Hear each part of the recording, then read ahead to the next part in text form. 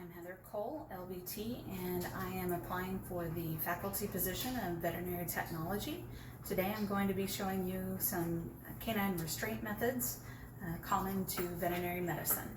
Thank you for your time and consideration. All right, so to start off, you always want to make sure you have a leash on a pet, especially a dog this size. If it's a cat, make sure they're in a carrier or you're in an enclosed room. If it's a small dog, still keep them on a leash. You may be having them in your arms, but you still want to make sure that if something were to happen, you would have control of that pet in another minute. So I like the slip leads. A lot of clinics have these. They're safe for the pet, as owners oftentimes don't realize the pet's collar sometimes will increase in size as the pet wears it all the time, and so they're not always snug fitting. And a pet that's real anxious, especially at a vet's hospital, they'll back out and be out of their collar or harness even, and be gone from the situation. So always have a leash on the pet, just so that they are in your custody safely. The next restraint that I'm going to show you is kind of a collar hold. You'll have some pets that do better with the kind of a less is more attitude. They get more anxious if there's a lot of hands on them. Maybe they've come from a really nervous situation where they're not used to a lot of human contact. Or sometimes they're just goofy and silly and they think that, oh my gosh, a human's touching me. That means I can be silly and crazy. So sometimes if you're just here holding at their collar, talking to them, giving their collar a little scratch, they'll do really well for you. Something to be cautious about when they're in this position. They're pretty close to your face, so you either want to turn so that they're away from your face, and you kind of still have a little bit of an arm's restraint against them. You're still petting at them, but you're in a position that you can get yourself away if you need to, if they decide that they want to try to attack you, sometimes kill you with kisses. So yeah, that is kind of a lighter restraint. Sometimes if the doctor's dealing with something back at the back, you can just kind of pet the dog, let them calm down, let them know that you're not doing anything harmful to them. And oftentimes they'll relax and be good for you. Okay. So from collar hold, you can kind of go into more of a restrained method for the pet. This would be if you're trying to get a blood draw or other situations. You want to make sure that you are stable on your knees or feet, however you are down. If I were standing on both of my feet right now, I would not be very stable. The dog could push me over one way or the other. I'm in a position that I can get up and get away from the dog still if I need to. I still have a hold on his collar. This is going to help me to be able to guide his head a little bit away if needed. I'm going to show you into a modified position, into a more natural position for that. This position is going to help keep the dog more still for whatever exam that we are trying to do. One hand will come up underneath the dog, and the other hand will come up beside the neck. Doing this, I've kind of locked the neck into position. I am not choking the animal. He can still breathe just fine, but I have control of his head. So if I need him to come away from that, he will. If I need him to go that way, I can push him that way. And then on the back half, I've got him held up so he won't sit down. If you're trying to get blood, it's no fun when they sit down in the middle of your stick. Also from this area, the doctors can do their rectal exam, we can express anal glands, just a variety of different things that can be done. Sometimes with extremely large breed dogs, and especially if you're a smaller person in stature, we can put the knee up under here and add as an extra bout of support to keep the pet from sitting down. From this position, we have access if we need to do a blood draw. The technician can restrain and hold the arm out, hold off and occlude the vessel. What else from this position? And the doctors have access to most side of the pet from that position. Okay. Okay, so we're going to take them into a sitting position. This position will benefit us to be able to get a jugular venipuncture site so that we can draw a healthy amount of blood in a quick amount of time with minimal stress or distress to the pet. So if you're available to, sometimes, especially with a bigger breed dog, it's easier to kind of put them in a corner and allow the walls to help you restrain the pet. Other times, you can use your legs if you don't have those available. Just something to note about this position, the dogs sometimes do not like for humans to be up over them. It's kind of a domineering position that they don't typically like. If they're relaxed and kind of comfortable with the situation, most dogs tolerate it real well though. Cletus, sit. I always try to get them to sit naturally. Just let them show our mutual levels of respect for each other.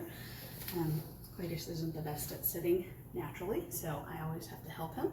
When you do go to help them, try not to push down on their backs, especially older pets. We oftentimes have arthritis or disc problems, painful back, etc. So if they won't do a natural sit, Cletus, sit. Sometimes you tug a little bit on their leash to get them to sit. He's just going to be completely stubborn for me. The other option then I will take, and I will gently enforce the sit on his back legs. And then I'll put myself into the position to keep him from moving back on me. And from here, you're going to hold their head up, and whoever is doing the blood draw will occlude and do the draw. Depending on which side they're drawing from, you're going to turn your head left or right just to help better expose the vessel. And then from here, From here, after the draw is done, the pet is usually pretty good to go. Okay. All right. From here, we're going to put them into either a sitting or a laying position.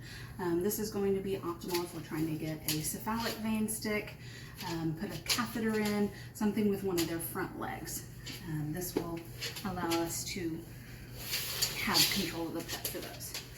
Please go ahead and sit. Once again, he doesn't want to listen. And you can either do this with a modified snug hold like you were doing if you were standing. He just wants to kiss me, so he's not going to do that. If they will lay down, like this. You can, from here, like this. I don't want him to lay all the way down yet. I want him to stay kind of sternal. And then I'm over the pet. You're having control of the head at this time. And then you're able to occlude off the vessel like we had talked about earlier. You can do this either from a laying position like we're in. For a big dog, you can do this. Sometimes it's easier to get them on the table. I'm kind of in a precarious position with myself, just because if he wanted to start resisting, having a hard time, it would be hard for me to kind of recover and get up quickly. So for a position like this, I usually like to have them on a lift table of some sort. So, but from here, you're going to occlude the vessel, and then you're able to do what is needed. In this position, you can't really safely get to this side. A lot of these positions, you're using your own body to restrain and keep the patient, his face away from you. So if you have this over here, you're unable to do that. As you can see, he keeps going back to me. Whereas if I have this, he's over here not paying attention to what's going on up here. But if I were to let go, once again, he's able to move his head. Are you ready? Yep. All right, so we had to switch out dogs. Cletus was not fond of the next position, and without having other properly trained people, I didn't want to risk health to anybody. He's a rescue, so he's not had to go through quite as much as what Rufus has. So we've changed to Rufus, but with that, he is a bigger dog, so I will have to have help with him. So we're going to put him into a lateral position so that we can perform whatever procedures may need done from there. So if you are dealing with a big dog like this, and if you can get them to lay down for the first step, it is quite a bit easier for you. Most dogs are not always fans and cooperative of doing that though. So I'll show you it both ways, and then that way you'll have an understanding of different ways that you can approach making the lateral hold for the pets. So Rufus, come here. All right, come here. All right, sit. Rufus, sit. Butts, butts, butts. Wants to make it hard today. Sit, Rufus. Butts. I'm not working with treats, so he's reluctant to do things for me. Butts. Good boy. Stay. So, as he's in this position, he's already done half of the work for us. We're going to turn him to face you guys. And from here, we're going to lay him on over. My underarm here is protecting for his head to lay down until we get him into position. And then I'm going to take this arm and put it up here. Effectively in this position, if you can maintain control of both the undersided legs, you're going to have good control of the animal. With one this size, it does require that usually 2 people. Not saying given the right person that you couldn't have effective control of the pet by yourself, but that takes the right person and the right dog. As you can see, not only do we have control of the legs here, I've also got control of the head. So if he were to start resisting, this person that is on this end can have their arm down in this area to keep the groin and stuff down below, and the person that's on the head can keep restraint of the pet's head. Like I said, if these 2 bottom limbs are under control, the pet most commonly cannot get out from under you. From this position, the back holder back here will typically do hold off for a lateral saphenous blood draw.